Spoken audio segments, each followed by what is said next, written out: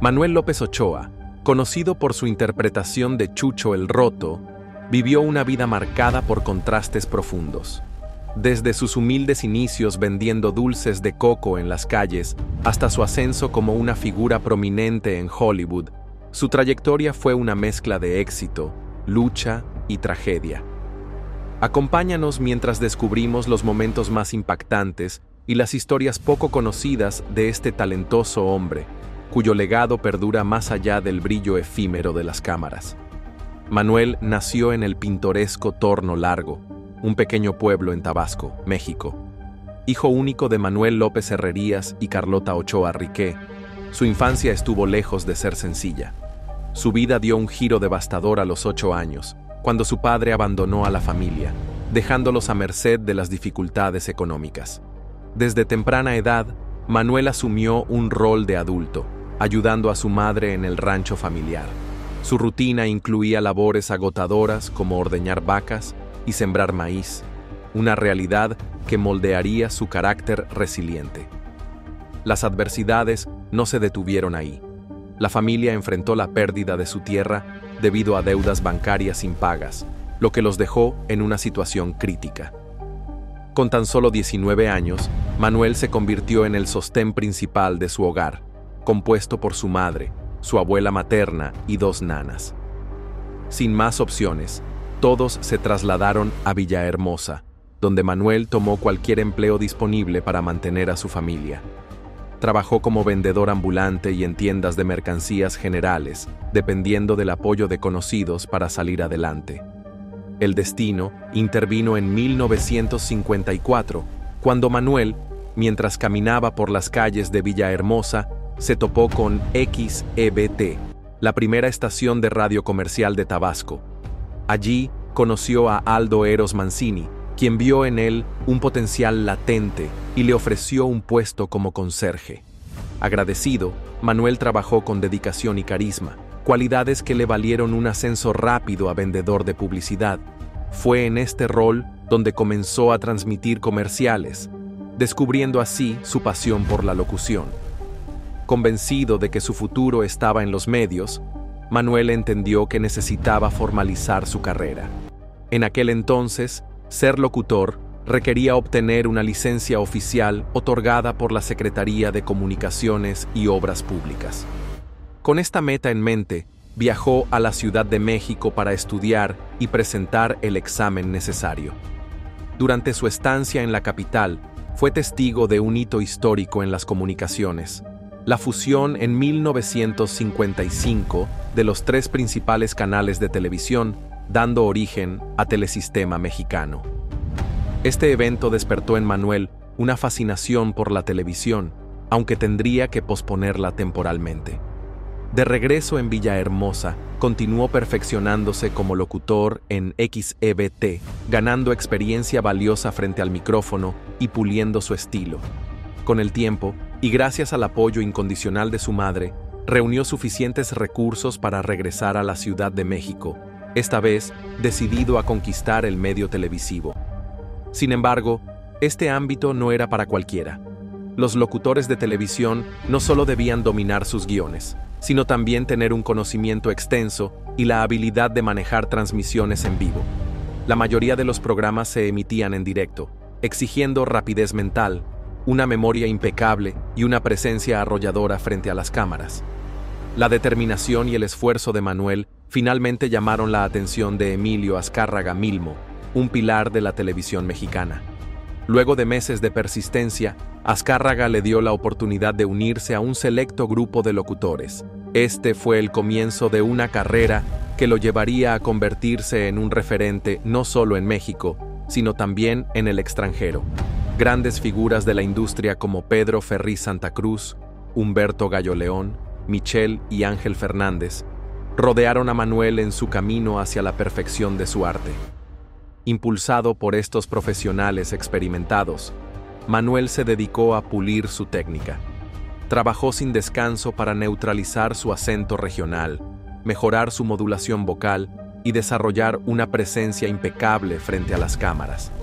El esfuerzo de su arduo trabajo Se vio recompensado cuando logró su primer gran contrato de patrocinio, convirtiéndose en el rostro de la pasta de dientes Colgate en la campaña La Sonrisa Colgate.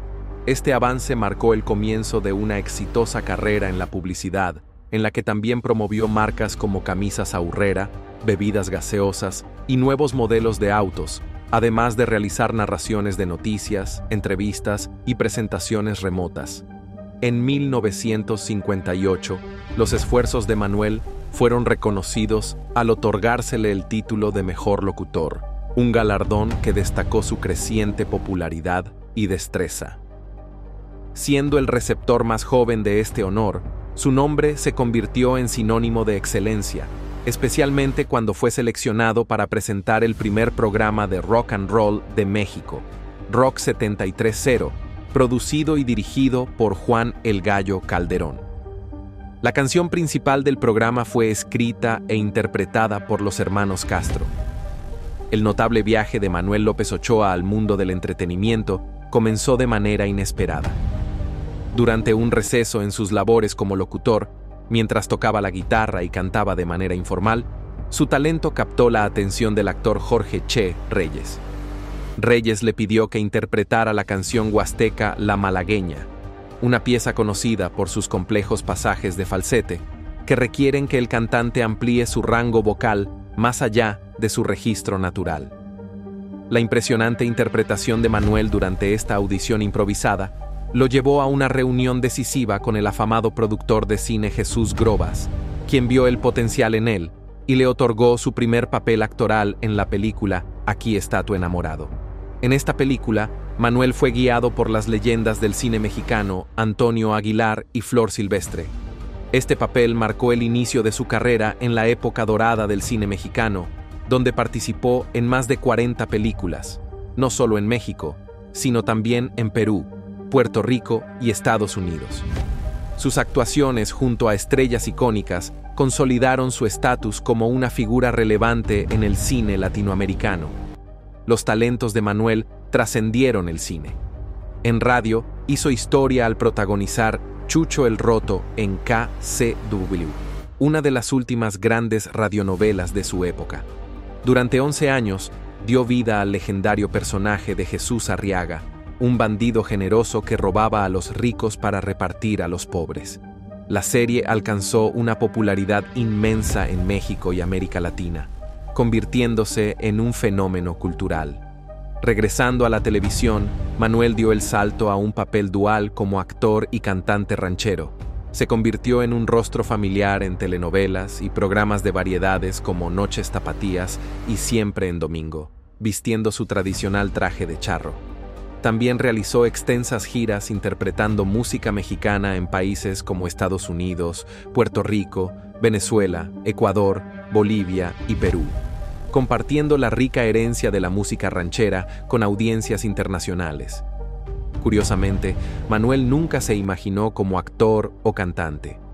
Creciendo en un rancho y enfrentando una infancia difícil, su enfoque estaba en la superación personal más que en la fama. Sin embargo, su talento natural y su perseverancia incansable lo llevaron a la cima de la industria del entretenimiento. A pesar de sus logros, Manuel siempre se mantuvo humilde. Cuando se le preguntaba cómo se sentía al ser un actor reconocido, él respondía modestamente: «Solo soy un trabajador de lentes y micrófono que tiene la suerte de ser reconocido». Finalmente, después de su carrera, se estableció en Los Ángeles, California, donde disfrutó de una merecida jubilación hasta su fallecimiento el 25 de octubre, cuando ya tenía más de 85 años. Su carrera, marcada por la versatilidad y la dedicación, dejó una huella imborrable en el entretenimiento mexicano, inspirando a generaciones futuras. Manuel Ochoa, como Chucho el Roto, quien es el elegante bandido Jesús Arriaga, mejor conocido como Chucho el Roto, es una figura legendaria cuya vida ha mezclado los límites entre la historia y el folclore. Su nombre y su famoso apodo han perdurado a lo largo del tiempo, alcanzando relevancia a través de los siglos, desde su arresto en 1873, cuando fue detenido en la Prisión Nacional de Belén en Ciudad de México, hasta su presunta muerte en 1894 en el fuerte de San Juan de Ulúa, en Veracruz.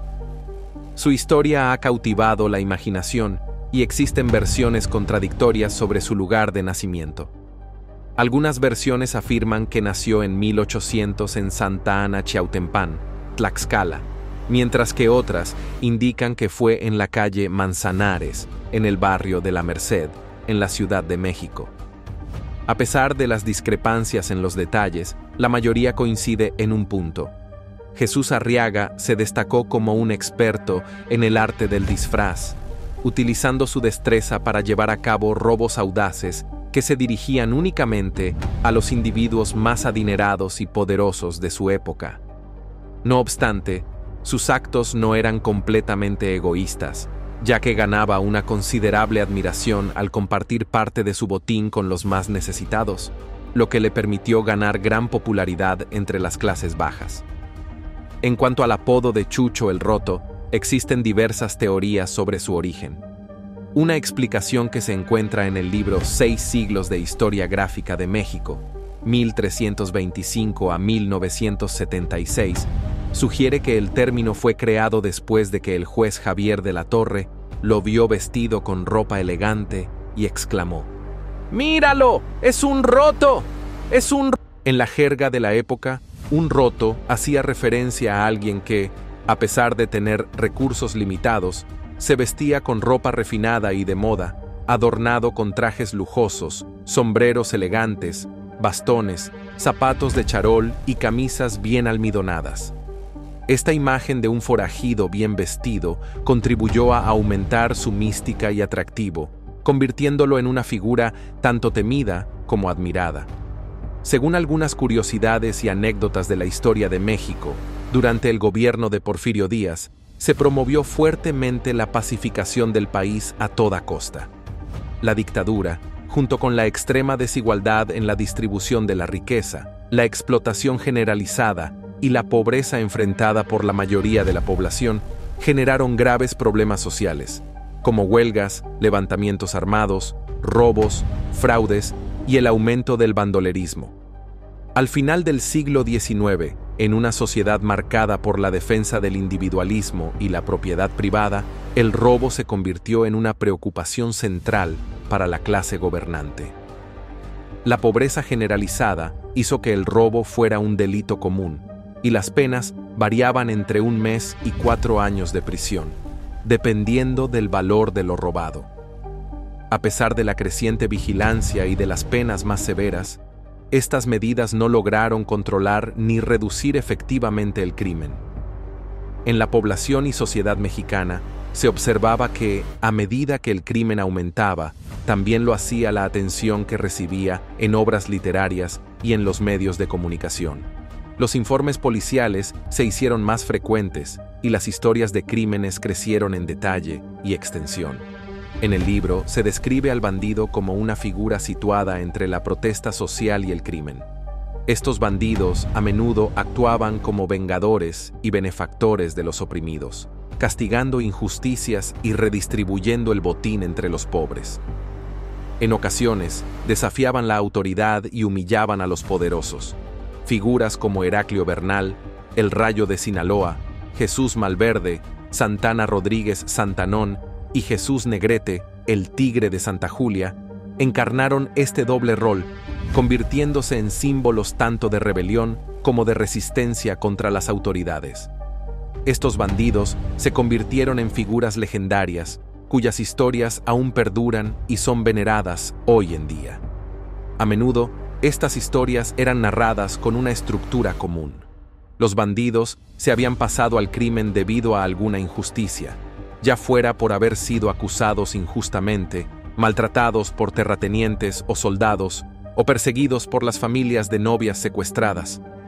Capturarlos era complicado, pues frecuentemente tenían a unidades enteras que los protegían. Sin embargo, a pesar de su popularidad y apoyo, estos personajes encontraron finales trágicos, siendo engañados, traicionados por recompensas, y a menudo colgados o asesinados en circunstancias misteriosas.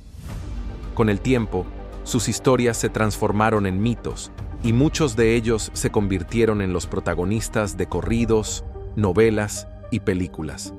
Según el libro Población y Sociedad en México, en la Ciudad de México, en 1873, un año antes de la publicación de las memorias de Salvador Novo, que recoge las memorias del gobernador del Distrito Federal, don Tiburcio Montiel, Chucho el Roto es descrito como un hombre que vivía con lujo, frecuentemente vestido con trajes finos, adornado con anillos y prendedores de diamantes caros. Se le conocía por burlarse de las autoridades, sobornando a los agentes encargados de su captura. A pesar de su riqueza e influencia, Jesús Arriaga fue finalmente arrestado y encarcelado el 9 de octubre de 1873. El periódico La Voz de México reportó su captura en su edición del 10 de octubre de ese año.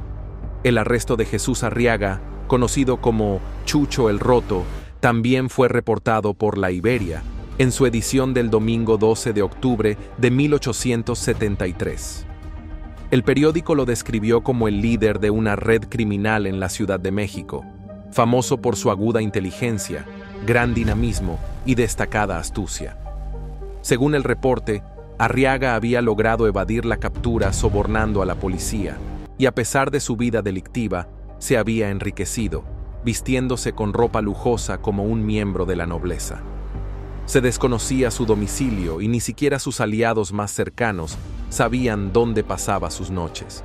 Trabajaba junto a un hábil herrero que le proveía las herramientas necesarias para llevar a cabo sus robos, los cuales organizaba en el Distrito Federal y en los estados circundantes.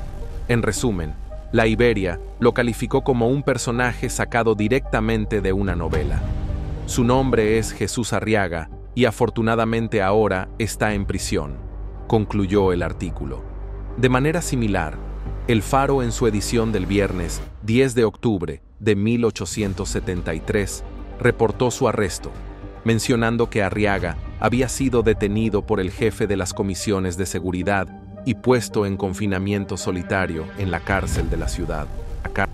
El informe también señaló que era un fugitivo de la Prisión Nacional y había cometido varios crímenes, cuyos detalles serían comunicados al gobierno. Sin embargo, la estancia de Arriaga en prisión no fue prolongada. La Voz de México, en su edición del sábado 15 de mayo de 1875, reportó que el jueves 13 de mayo de 1875 se publicó una lista de prisioneros que se habían escapado de la prisión de Belén, siendo Arriaga el primero en la lista. Apenas 2 años después de su arresto, Jesús Arriaga logró escapar de la prisión general. No fue sino hasta la publicación de la novela Chucho el Roto, o La nobleza de un bandido mexicano, en 1888, que su leyenda empezó a tomar forma. El libro profundiza en las motivaciones detrás de la vida criminal de Arriaga, sus aventuras y las dificultades que atravesó durante su tiempo en prisión. La historia narra la vida de Jesús, un humilde ebanista que se enamora de Matilde, la hija de su empleador, el señor Frisac. Poco después, nace su hija, Dolores, pero la familia de Matilde impide que él vea a su hija, lo que lleva a Jesús a robarla, marcando el inicio de su vida como fugitivo. Con los años, la línea entre la realidad y la ficción se desdibujó, y muchos aspectos de la vida de Chucho el Roto se volvieron míticos. Si bien algunos detalles de su historia varían según la fuente, los elementos principales permanecen consistentes: un hombre pobre con gusto por la ropa fina, enamorándose de una mujer de familia rica y siendo acusado de robo. Su tiempo en prisión lo lleva a convertirse en bandolero, pero con un código: robar solo a los ricos para dárselo a los pobres. En el libro 6 siglos de historia gráfica de México, 1325 a 1976, Jesús Arriaga es descrito como el ladrón más ingenioso y colorido de las últimas décadas del siglo XIX. Como ebanista, Arriaga tuvo la oportunidad de conocer a Matilde Frisac, una aristócrata, mientras trabajaba en unos tallados de cedro. Se enamoraron y poco después tuvieron una hija llamada Dolores. Sin embargo, la familia Frisac se opuso rotundamente a la relación y tomó medidas para ocultar a la niña. Decidido a estar con su hija, Arriaga la secuestró. La familia Frisac alertó a las autoridades, y cuando no pudieron encontrar a Dolores, Arriaga fue arrestado durante el velatorio de su madre. Negó los cargos de secuestro y fue arrojado a la prisión de Belén, donde conoció a futuros compañeros como Margarito López, conocido como El Rorro, Juan Ramírez el Changa y Simón Palomo el Fiera. Según el relato, Arriaga escapó más tarde de la prisión de Belén en un audaz movimiento, disfrazado con la ropa del doctor Carrillo, el presidente de la Junta de Vigilancia de la prisión, completo con abrigo, sombrero y bastón. Logró salir a plena luz del día. A partir de ese momento, Arriaga se convirtió en un ladrón notorio pero con un giro. Solo robaba a los ricos y siempre ayudaba a los necesitados, sin recurrir jamás a la violencia ni al derramamiento de sangre. Él y sus cómplices operaban en diversas partes del Distrito Federal, utilizando disfraces que, según se reporta, eran tan elaborados como los usados en producciones teatrales. Algunos de sus robos más famosos están registrados en 6 siglos de historia gráfica de México. Una narración describe cómo, anticipándose a la llegada del obispo de Linares, Arriaga, disfrazado de obispo, visitó la joyería Sorpresa y Primavera. Seleccionó los objetos más valiosos y dio instrucciones a los joyeros para que los enviaran al Hotel San Carlos. Cuando la joyería llegó, nadie sospechó nada, ya que, ¿quién podría dudar de un obispo? Arriaga y sus cómplices se llevaron los bienes sin problemas. En otra ocasión, también vestido de obispo, Arriaga bendecía a los sirvientes de doña Romualda Rodríguez de la Vega, mientras que el Rorro y la Changa aprovecharon la distracción para robar joyas, collares de perlas y objetos incrustados con rubíes del altar de la Virgen. Durante su tiempo en la prisión de Belén, tal como se relata en Chucho el Roto o La nobleza de un bandido mexicano, Jesús Arriaga conoció a los hombres que más tarde formarían su famosa banda de bandidos. Una infografía del Instituto Nacional de Antropología e Historia menciona que Chucho el Roto robó una vez un reloj al presidente Porfirio Díaz, solo para devolvérselo personalmente más tarde. También se señala que Arriaga fue encarcelado 2 veces en el fuerte de San Juan de Ulúa, donde, según la leyenda popular, encontró la muerte. Sin embargo, el instituto admite que no existe un registro oficial de su tiempo en el fuerte. Lo que se sabe es que Arriaga fue capturado en 1885, escapó, y fue recapturado 9 años después, muriendo finalmente en la celda conocida como El Limbo, en 1894. San Juan de Ulúa, conocido por su papel como prisión, fue una de las instituciones penales más notorias de su época. Como maestro del engaño, se dice que Chucho el Roto fingió su propia muerte. Algunos relatos sugieren que, después de ser supuestamente enterrado en Veracruz, su cuerpo fue transportado a la Ciudad de México. Sin embargo, cuando se abrió su ataúd, este estaba lleno de piedras, no de sus restos. La leyenda de Chucho el Roto ha sido inmortalizada en la cultura popular, inspirando adaptaciones en la radio, cine, televisión e incluso en cómics. La serie de radio Chucho el Roto se transmitió durante 11 años con 3.149 episodios. Cada capítulo era introducido por una voz distintiva que anunciaba la historia de un hombre que protegía a los pobres y luchaba contra la injusticia. Luego, el locutor presentaba al protagonista, la estrella de cine y cantante Manuel López Ochoa, quien interpretaba a Chucho el Roto, tanto en radio como en televisión. La adaptación televisiva de Chucho el Roto fue producida por Valentí Pimstein, dirigida por Fernando Wagner y protagonizada por Manuel López Ochoa junto a Blanca Sánchez en 1968. Además, se creó una tira cómica para contar las diversas aventuras de Jesús Arriaga, vendida por solo 10 centavos en todo el país, como se mencionó en la portada del número 243. La leyenda de Chucho el Roto también ha llegado a la pantalla grande en varias ocasiones. Según IMDb, las películas basadas en el bandido datan de 1921. con una destacada película en 1934, protagonizada por Fernando Soler. Otras adaptaciones cinematográficas incluyen La vida de Chucho el Roto, El inolvidable Chucho el Roto, El tesoro de Chucho el Roto, Yo soy Chucho el Roto y Las aventuras de Chucho el Roto. La figura de Chucho el Roto sigue siendo un referente en la cultura mexicana, un bandido que, más allá de su vida delictiva, se convirtió en un símbolo de la lucha contra la injusticia. Su historia, llena de giros inesperados y leyendas que se entrelazan con la realidad, sigue fascinando a nuevas generaciones, quienes encuentran en su figura un personaje que desafió las normas de su tiempo. Cada nueva interpretación de su vida, ya sea en la radio, el cine o la televisión, le da una dimensión renovada, haciendo que su legado se mantenga vivo. Las adaptaciones cinematográficas continúan siendo un reflejo de su impacto en la sociedad, con cada producción ofreciendo una visión distinta de su vida y su relación con el pueblo mexicano. Películas como Chucho el Roto de 1934, protagonizada por Fernando Soler, han sido testigos de la evolución de este personaje en la pantalla grande. Y aunque algunas de estas adaptaciones se basan en hechos reales, otras optan por darle un toque de fantasía y dramatización, lo que alimenta aún más la mitología en torno a Chucho el Roto. El personaje también ha dejado su huella en la música, con varias canciones inspiradas por sus andanzas y su estilo de vida.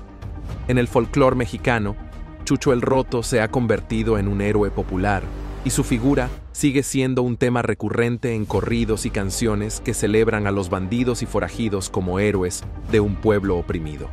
Por supuesto, la relación de Chucho el Roto con la injusticia social ha sido un punto clave de su mito. A menudo se le ha representado como un hombre que, a pesar de sus crímenes, se encontraba en una lucha constante por la justicia, defendiendo a los más pobres y desprotegidos. Este aspecto de su personalidad, que lo muestra como un Robin Hood mexicano, es uno de los más valorados por quienes siguen su historia.